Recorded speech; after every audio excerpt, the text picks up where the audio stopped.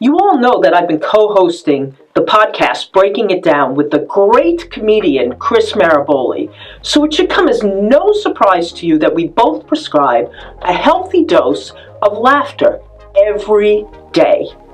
Now, all of us have heard that laughter is the best medicine, and we intuitively know that this must be true, that there must be something to it. We feel good when we laugh, or when we make other people laugh and even smile. So, is the science solid? Well, believe it or not, as funny as it may sound, laugh research is a real thing. And although it's in its infancy, scientists have shown that laughter increases endorphins and decreases stress hormones like cortisol. Theoretically, that can help us with our overall effectiveness on a daily basis. Feeling good about ourselves can give us confidence to step outside our comfort zones and try new experiences and broaden our outlooks and our horizons. It can make us more secure in social situations and may even strengthen our existing relationships. Although research has shown that both women and men consistently ranks a sense of humor as important in a relationship, it appears that both men and women have different affinity to humor.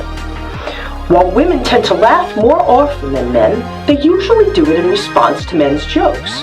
Men, on the other hand, tend to initiate humor. Whether this is genetic or a learned behavior, or some combination, is not yet clear. There are also different types of laughters, and as our brains try to figure out what each laughter means, that fosters neuroplasticity. That is, it helps our brains create new connections.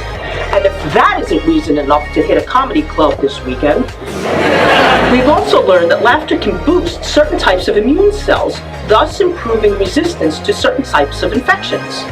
That's extremely interesting, as some studies have noted that 51% of those who have survived cancers of all types reported having laughed often, even during the most arduous of situations, and had a large emotional support base that were positive and realistically upbeat during the survivors' treatments.